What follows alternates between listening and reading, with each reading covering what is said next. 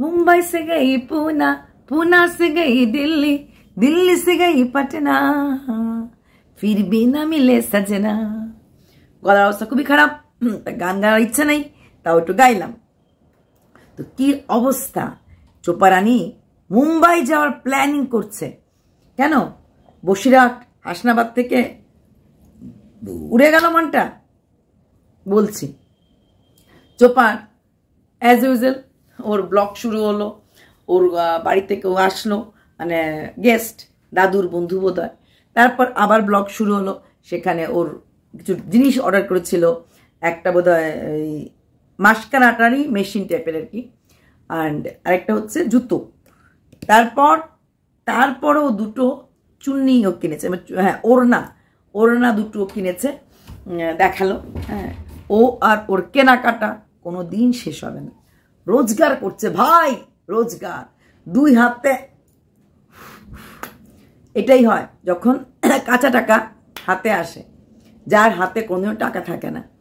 তো আবার দুটি ওড়না কিনলো, কারণ বললো ও যে ওড়নাগুলি মানে স্টোলগুলি পরে এগুলি ডিসকালার হয়ে গেছে, ফেড হয়ে গেছে। যে হারে নাইটি পরে ভিডিও করে, তা ওর তো এটা করার দরকারই। তারপর চোপার মা রান্না করছিল ওই তেলাপিয়া মাছ আর কি ভাজা টাজা। চোপা রান্না করে কোনোদিনও ঢোকে না, কারণ বাপের বাড়ি মধুর হাড়ি। তারপর ছাতু কেনা হলো, ছাতুটা খেলো।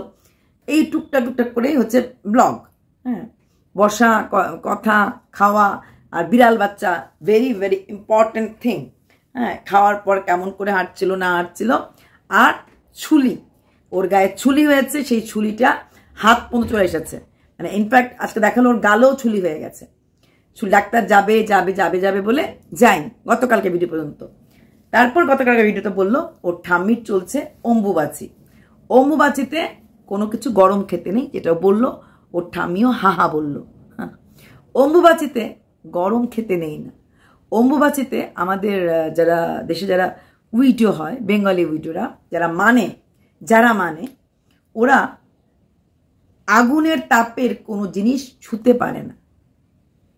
ইভেন আমি আমার ঠাম্মাকে দেখেছি, গরম সূর্য, অম্বুবাচির সময় বৃষ্টি হবেই হবে, পিকুলিয়ার অভিশাপ মনে হতো আমার।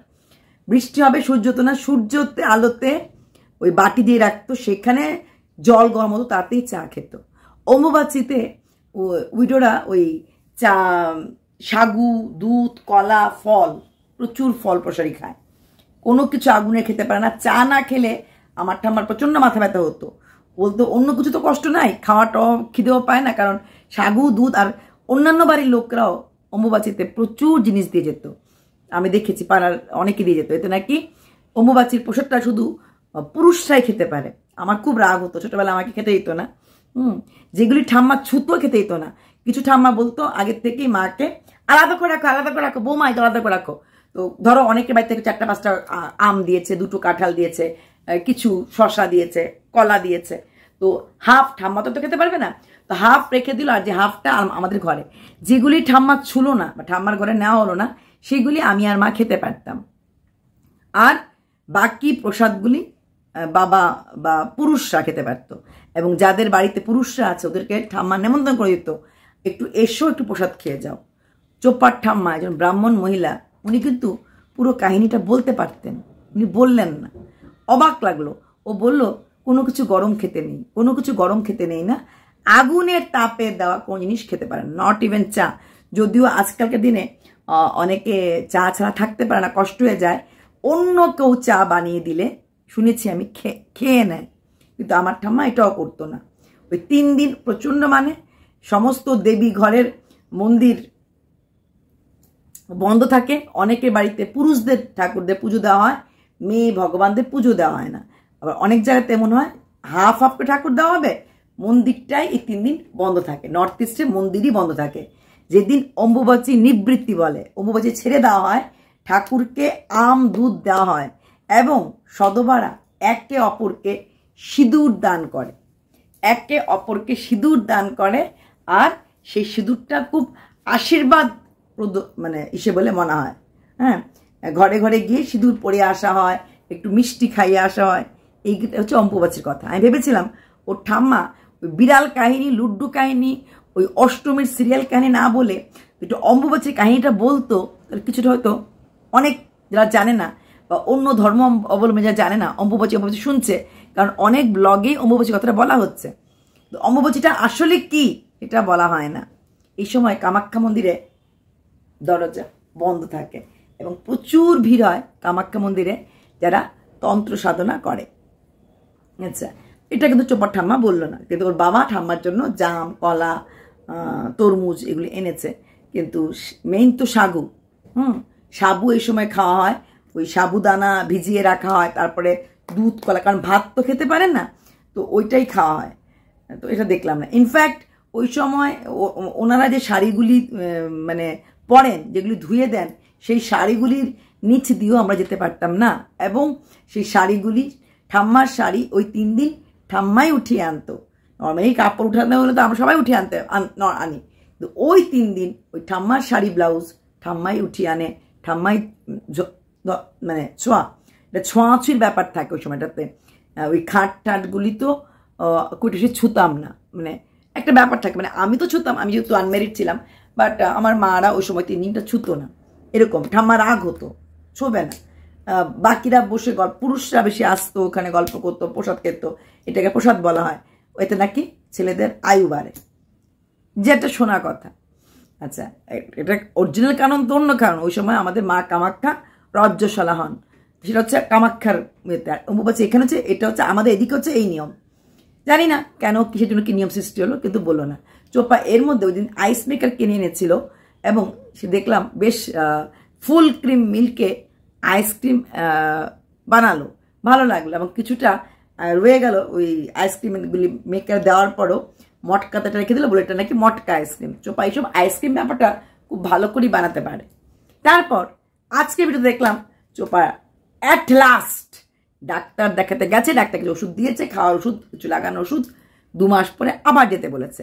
এই ছুলি ছুলি ছুলি বলতে বলতে মোটামুটি 3-4 মাস বা আরো বেশি হয়, 5-6 মাস কাটিয়ে দিল। কতটুকুন খামখেয়ালি হলে পরে একটা মানুষ এটা করতে পারে। তো ওটা গেল, মার সাথে ঘুরতে গেল, আর তারপর আসার পথে মা বৌদিকে বলে দিয়েছিল তুমি কিছু রান্না বান্না কেটে কুটে রেখো, রান্না করবে। হ্যাঁ, চোপা মাংসটা হলে চোপা রান্না করতে ভালোবাসে, এটা দেখলাম। চোপা কিন্তু ওই অস্ট্রেলিয়ান মুরগি আর আলু পরোটা, আর আলু পরোটা শুধু পরোটা আর অস্ট্রেলিয়ান মুরগি ওদের রাতের খাওয়া দেখলাম। অস্ট্রেলিয়ান মুরগি আর ওটা রান্না করা হলো। আর একটা কথা, ওর মার চ্যানেলটার মধ্যে মনিটাইজেশন হয়ে গেছে বা কিছু একটা, যেটা বলছিল, এবং ওর বাবাকে ওর বৌদি এডিট করা শেখাচ্ছে। দেখি এখন মানে বৌদিকেও মোটামুটি ট্রেন করে ফেলেছে। একটা মেয়ের এত ইনকাম হয় দেখে মা, বাবা, দাদা, বৌদি সবাই বুঝতে পেরেছে এখন দাঁড়িয়ে যে আমার মেয়ে কত টাকা ইনকাম হয় বা কত টাকা ইউটিউব থেকে ইনকাম করতে পারে। একটা কথা ঠিক, ও ইনকাম করতে পারলেই যে ওর মা পারবে সেটা কোনো কথা নেই। এখন যেহেতু ট্রেন্ডিংয়ে আছে, তাহলে তো কিছুটা মা পাচ্ছে, গান টান করে। তবে ওর মাকে কিন্তু ভালো ভালো করে ও অ্যাক্টিং শেখাচ্ছে, বোঝা যায়। এবং ওনারও নেশা আছে রিলস বানানোর বা রিলস করার বা শেখার, সেটাও বোঝা গেছে। তো যাই হোক, এখন বাবাকেও এডিটিং শেখাচ্ছে। কে শেখাচ্ছে? বৌদি শেখাচ্ছে। তার মানে বৌদিও ফুললি ট্রেন্ড হয়ে গেছে, মানে পুরো পরিবারটা এখন ইউটিউব ব্লগার হয়ে যাবে। কারণ দেখছে মেয়ের ইনস্টাগ্রামে অ্যাড, ফেসবুকে অ্যাড, মেয়ের এত টাকা। সত্যি কি মেয়ে ভালো আছে? পূর্ণিমাদি, সত্যি কি মনে হয় মেয়ের চলাফেরা দেখে মেয়ে সুখী আছে? পয়সা দিয়ে সুখটা কেনা যায় না, পয়সা দিয়ে সুখটা কেনা যায় না। আপনার মেয়ে ভালো নেই, আপনার মেয়ে ভালো নেই। আর এখন যেটা আপনি দেখছেন, ভাবছেন যে আপনার মেয়ের ভিউজ, অ্যাড, কুছ পল কে লিয়ে, কিছু দিনের, সময় সাপেক্ষ হতে পারে। ট্রেন্ডিং চলে যাবে, আপনার মেয়েও ধপাস হয়ে পড়ে যাবে। প্রচুর চ্যানেল আছে, না অভিশাপ দিচ্ছি না। মেয়েকে বলুন এই বসে বসে এই ছুলি নিয়ে, তারপর মুম্বাই যাওয়ার প্ল্যান নিয়ে, কি হলো মুম্বাই ভীষণ গরম গরম বলছে, মুম্বাইতে বৃষ্টি হচ্ছে, তাই কেউ বলেছে ওই যে দেখা হচ্ছে দিদির সাথে, চলে আয় মুম্বাইতে। ও ভাবছে মুম্বাই যেতে পারে, হ্যান পারে। সত্যি কি যেতে পারবে? ওর এতগুলি কেসের ডেট, এত কিছু এইগুলি নিয়েই ওর দিন যাবে। কি করে যাবে মুম্বাইতে? হার্ডলি 7 দিন বা 8 দিন, কারণ কেসগুলি যেভাবে ডেট পড়ে, তো যাও না। কিন্তু কেন মুম্বাই কথাটা বললো? কারণ ওর যে শুভচিন্তক ছিল, ওর যে সরকার ছিল, সেই সরকার কিন্তু মুম্বাইতে কাজ করত। এমনই প্রেমের মহিমা, চাকরি ছেড়ে এক জায়গার থেকে আরেক জায়গাতে ঠুস করে চলে আসলো। চাকরি ছেড়ে আসাটা কিন্তু ইজি না। কিন্তু কি করে একটা ইয়াং ছেলে ফট করে চাকরি ছেড়ে, তা মুম্বাই চাকরি ছেড়ে ঠুস করে হাসনাবাদে চলে আসলো, এটাও বেশ একটু অবাক কাণ্ড। আমার কিন্তু ব্যাপারটা খুবই অবাক লেগেছিল যখন শুনেছিলাম। প্রথম বলেছিল লিভ নিয়ে এসেছে, পরে শোনা গেল চাকরিটাই ছেড়ে দিয়েছে। লিভ আর চাকরি ছাড়াটা কিন্তু এক জিনিস না। ওদের কথাটার মধ্যে কোথাও দুরকম কথা হয়ে গেছিল। প্রথম বলেছিল লিভ, তারপরে বলো চাকরি ছেড়ে চলে এসেছে। তো তাই ও মুম্বাইটা গতকালকে ছুড়ে দিয়েছিল, কিন্তু পাবলিক ও ক্যাচ দেয় আর গুগলি। আমি জানতাম মুম্বাইটার ভিতরে কোনো একটা গুগলি ছুঁড়েছে, তাই কালকে আর ভিডিওটা করিনি। তো সত্যিই মুম্বাই যেতে পারবে? তোমার দৌড় হাসনাবাদ পর্যন্তই থাকবে, বসিরহাট পর্যন্তই থাকবে। তুমি ওইটুকুন জায়গায় একা যেতে পারো না, ডাক্তার দেখাতে একা যেতে পারো না, কিছু করতে একা করতে পারো না। আইদার মা, নয় দাদা, নয় বৌদি, নাইলে সঙ্গে অন্য কেউ থাকে। তুমি কোনোদিন কোনো জায়গাতে, চাহে লোকনাথ মন্দির হোক আর যেই মন্দির হোক, তুমি কোথাও কোনোদিন একা যাওনি। বোঝা যায় তুমি যে একা যাও না। ওই যে খুঁতুতো বোনটা খেয়েছে, ওকে এগিয়ে যাচ্ছিলে, তখনও কিন্তু দাদা আর তুমি গেছিলে, তুমি একা যাওনি, দাদাও সঙ্গে ছিল। তাই ওই পাড়ার মধ্যে, যে পাড়ায় তোমার জন্মকর্ম বড়, সেখানে আরামসে একা ঘোরা যায়, তুমি সেখানেও একা ঘোরো না। খুব বেশি হলে ওই সোনাই কাকুর বাড়িতে একা একা যাও, আদারওয়াইজ কোথাও একা যাও না। আইদার মা তোমার গেটে দাঁড়িয়ে থাকবে, তারপর তুমি যাও। বেশ ভালো মেয়েই ছিলে, বোঝা যায়। কি যে কি হয়ে গেল। আচ্ছা, এবার আসছি প্রদীপকে কিছু বলতে। প্রদীপ, তোমার ছেলেটা ভীষণ মিষ্টি, ভীষণ ব্রিলিয়েন্ট, ভীষণ সুন্দর একটা বাচ্চা। এটা আমি গত বছরই করেছিলাম ট্রেন্ডিং হওয়ার আগে। সেই বাচ্চাটার স্কুলে পিটিএম ছিল, প্যারেন্টস টিচার মিটিং ছিল। সেখানে তুমি তোমার বাবাকে পাঠালে। বাবা, grandfather can B A guardian but not a parent. তোমার বাবা গার্জিয়ান হতে পারে, প্যারেন্ট না। উনি তো বলতেই পারলেন না টিচাররা কি বলেছে, কি ক্লাস খোলা হবে, কি ক্লাস দিতে লাগবে, গুণ ভাগ তাড়াতে হয়। এটাকে বলা হয় মেন্টাল ম্যাথস বা অ্যাবাকাস। আজকাল মেন্টাল ম্যাথসের যুগ, এটা যেতে কিনা বিভিন্ন রিজনিং, বিভিন্ন এক্সামে বাচ্চারা খুব স্পিডে ম্যাথস করতে পারে। এরকম অ্যাবাকাস, বেদিক ম্যাথস, এগুলো খুব চলছে। বেদিক ম্যাথসটা একটা কম বয়স না, এটা আফটার 12 ইয়ার্স হয়। তো অ্যাবাকাসের কথা বলেছে। তোমার ছেলেটা বোধহয় 3 বছর, কত বছর হয়েছিল, তো এবার বোধহয় 4-এ পড়বে। অ্যাবাকাসটা বোধহয় 5-6 থেকেই বোধহয় করে, 5 থেকে করে। তো তোমার স্কুলে আগের থেকেই করার কথা বলছে, হয়তো আরেকটু কিছু বেরিয়ে গেছে। কারণ আমি যখন আমার মেয়েকে দিয়েছিলাম তখন অ্যাবাকাসের নিয়ম ছিল ক্লাস 1 থেকে নিত ওরা। ক্লাস 1-এর নিচে কিন্ডারগার্টেন নিত কি মনে নেই আমার, কেজিতে হয়তো নিয়েছে, কিন্তু ক্লাস 1 থেকে অ্যাবাকাস করাতো। আর বেদিক মাস করতে হলে 6-এ বোধ হয়। তো মেয়েকে করেছিলাম অ্যাবাকাস, ছেলেকে করেছিলাম বেদিক ম্যাথস। ঠিক আছে, সেই এক্সপিরিয়েন্স থেকে বলছি। ওখানে তখন ছিল 5+ বা ক্লাস 1 এরকম ছিল। তোমার ছিল 3 বছর। এখন 3 বছরে অ্যাবাকাসের কোনো মেথড আছে কিনা I don't have any idea. 4 বছর আমার স্কুলে এসেছিল, আই থিঙ্ক ওরাও ক্লাস 1 থেকেই বলেছিল। হ্যাঁ, 1 থেকে এভরি ফ্রাইডেতে ক্লাস করার কথা বলেছিল, যদিও পরে হয় নাই। তো তোমাদের ওই স্কুলে যদি অ্যাবাকাসটা করায়, তুমি গেলে বুঝতে পার। তুমি যেটা একটা তো বললে counselling, parents counselling, yes, tips for the parents. কি কি ফুড হ্যাবিট দিলে ভালো হয়, বাচ্চার সাথে কোয়ালিটি টাইম স্পেন্ড করলে কিভাবে ভালো হয়, বাচ্চার হাতে মোবাইল না দিলে কি ভালো হয়, বাচ্চার হাতে মোবাইল দেওয়ার আগে বাবা মাকেও কিছুটা কন্ট্রোল করতে লাগে। আমি বসে সারাক্ষণ হা হি হু মোবাইলে করব, আর ছেলে মেয়েকে বলবো আই ডোন্ট টাচ মোবাইল, হয় না। নিজে আচরিয়া ধর্ম অন্যকে শেখাতে লাগে। বাবা মা যা করে বাচ্চারা তাই ফলো করে। এই ছোট বাচ্চাগুলি আমরা বলতাম লাইক এ ক্লে, মানে কাদা, যেভাবে শেপ নেবে সেভাবেই শেপ ধরবে। তাহলে তোমার বাচ্চার ক্ষেত্রে সেটাই হবে। হ্যাঁ, তো সেখানে দাঁড়িয়ে বা ড্রয়িং করলে কনসেন্ট্রেশন বাড়াতে সুবিধা হয়। নাচ কেন শেখানো হয়, both for girls and boys, exercise, এই ধরনের অনেক কিছু টিপস প্যারেন্টসকে দেওয়া হয়। সেখানে তুমি না গিয়ে তোমার বাবাকে পাঠিয়ে দিলে। তোমার বাবা তো জানেনই না কবে স্কুল ছুটি হয়, কবে স্কুল বন্ধ থাকে। তুমি বাচ্চাটাকে ভালোবাসো, আমি তোমার বাবা, তুমি আমার বাবা, বাচ্চার যেটা মূল গাইডেন্স, পড়াশোনা যেটা মূল ফোকাস, সেদিক দিয়ে তুমি কিন্তু একদমই ফোকাসড না। তোমার মা টিউশনের ব্যাগে রেডি করে দেয়, তোমার মা স্কুলের বা বাবা স্কুলের যে রুটিন দেখে বুক অ্যারেঞ্জ করে দেয়, সেখানে দাঁড়িয়ে বাবা হিসাবে তুমি ব্লগিং করছো, ওই ছাদে কি লাগাবে ভাবছো, কোথায় কি ফার্নিচার করবে ভাবছো, কিন্তু বাবা হিসাবে ছেলেটা এটা তোমার আসল অ্যাসেট, ফিউচার ইনভেস্টমেন্ট, রিয়েল টাকা, তার জন্য ভাবছো কি?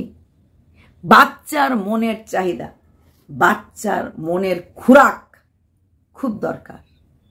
সেই খোরাকটা দেওয়া না দিলে বাচ্চা যে কোনো সময় কিন্তু কুপকাত হয়ে যায়। আর তোমার ছেলে কিন্তু সামনে বিশাল ঝড় সমাজ থেকে পাবেই পাবে। ছেলেটা যখনই 3-4 উঠবে না, আশেপাশের লোকরা যে কত কথা শোনাবে তুমিও জানো, আমিও জানি। ওই টন্টিং কথাগুলি ও নিতে পারলেই হয়। তো বাচ্চার দিকটা তোমাকে একটু ভাবতে লাগবে, তুমি সেটা ভাবছো না। তুমি রোজগার রোজগার রোজগার টাকাটা কি প্রায়োরিটি দিচ্ছ, টাকাটা নেক্সট জেনারেশন ঠিক মতো ইউজ করতে পারবে কিনা সেটা তুমি দেখছো না। আসল চেয়ে নকলের দাম তুমি গত বছর থেকে দিতে শুরু করেছিলে, নিজের চেয়ে তুমি পরকে দাম দিতে শুরু করেছিলে। তুমি ভুলটা গত বছর থেকে করতে শুরু করেছিলে। দেখো সোমনাথ কি সুন্দর করে স্ত্রী এবং বাচ্চাকে আঁকড়ে রেখেছে, কি সুন্দর করে মেয়ের পাশে দাঁড়িয়েছে। আর তোমার ছেলেটাকে ভবগুরু করে দিয়েছ। তোমার ছেলের থাম্বনেল সবাই লাগায়, তুমি কখনো বলনি বাচ্চাটাকে এভাবে মনিটারি গেইন, টাকা রোজগার করার তোমার মাধ্যম তোমরা করো না। তোমার ছেলে ফটো তুমি লাগাতেই পারো, বাকিরা কেন লাগায় বলো তো? কারণ তোমার ফেস ভ্যালুর দামটা নেই। থাম্বনেলে তোমার বাচ্চার মুখটা লাগালে কত ভিউজটা বেশি আসে। তার মানে কি? তোমার বাচ্চাটাকে লোক ইউজ করছে টাকার জন্য। এটা কিন্তু অন্যায়। করেছো প্রোটেস্ট? করনি। তোমার ভিডিওর মূল জিনিস নিয়ে যখন লোকরা ভিডিও করে শুরু করতো, স্ক্রিন রেকর্ডিং দিয়ে দিও জায়গাটাতে, এটার প্রোটেস্ট তুমি করেছো যে কেন তুমি এরকম করে আমার মূল জায়গায় লাগাচ্ছ। তুমি তোমার মূল ধন তোমার ছেলে, সেই ধনের ফটোটা তোমরা কেন লাগাচ্ছ? কেন একটা বাচ্চাকে এইভাবে সোশ্যাল মিডিয়াতে, কোনো কারোর বাচ্চা দেখবে এইভাবে সোশ্যাল মিডিয়াতে বিক্রি করে দেয়নি, না প্রিয়ার, না মন্দিরার, না তরির, কারণ না। তো তরি প্রোটেস্ট করেছে, মন্দিরার সৌমেন দুজনেই প্রোটেস্ট করতো যখন ওর মেয়ের ফটোটা থাম্বনেলে লাগানো হতো। তুমি একমাত্র বাপ, এতটাই অসহায় টাকার কাছে, ভিউজের কাছে, তোমার ছেলের ফটো সবাই লাগিয়েছে, তুমি কাউকে না করতে সাহসটুকুন পাওনি। কারণ তুমি অন্যের হাতে পুতুল হয়ে জিন্দিগি কাটাচ্ছিলে। মূল টাইমে তোমার নিজের রাশ, নিজের দড়ি তোমার হাতে ছিল না। তুমি এখানটাতেই ভুল করেছিলে, আর এখনো সেই ভুলটা চলছে। তোমার বাচ্চার এই ফটোগুলি তোমার বাচ্চা বড় হলেই আসবে, আর তার মধ্যে কি কথা, কি বাণী, কি মুখ খোলা হয়েছে, তোমার ছেলে খুব ভালোই বাংলা বোঝে, এগুলি খুব সুন্দর করে বুঝবে। তুমি ছেলের বাবা তো হয়েছো, বাচ্চাটা তুমি প্রচণ্ড ভালোবাসো, তো কি করলে বাচ্চাটা ভালো থাকবে এটা তুমি কোনোদিনও বোঝার চেষ্টাই করনি। তুমি তোমার অ্যাঙ্গেল থেকে, তোমার থিঙ্কিং থেকে বুঝেছো এই জগৎটা বা এই এখনকার জীবনটা কিরকম, বোঝার কোনোদিনও চেষ্টা তুমি করনি। তুমি যা ভালো বুঝতে তাই করে গেছো। জীবনটা অত সহজ না। এই ছেলেটা যখন ক্লাস 10-এ উঠবে না, তোমাকে এবং তোমার এক্স ওয়াইফ মানে আমাদের মিস চোপাকে জিজ্ঞেস করবে, কি পাপ করেছিলাম আমি যে আমার জীবনটাকে এভাবে নষ্ট করে দিয়েছো? কি পাপ করেছিলাম আমি আমাকে মাথা তুলে সমাজের কাছে বাঁচতে দাওনি? কি পাপ করেছিলাম আমি যে আমি ছোটোর থেকেই মা বাবা ছাড়া? ওয়েট অ্যান্ড ওয়াচ, এই ছেলে একদিন মুখ খুলবেই খুলবে। বাই।